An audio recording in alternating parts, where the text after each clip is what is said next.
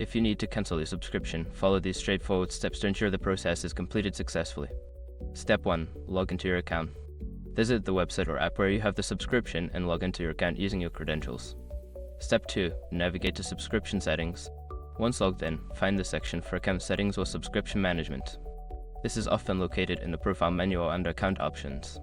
Step 3. Select the subscription to cancel. In the subscription settings, locate the specific subscription you wish to cancel.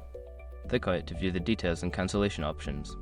Step 4. Initiate the cancellation process. Look for a button or link that says Cancel Subscription or Manage Subscription.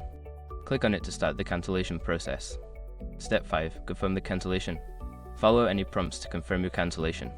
You may need to provide feedback or confirm your decision before the cancellation is finalized.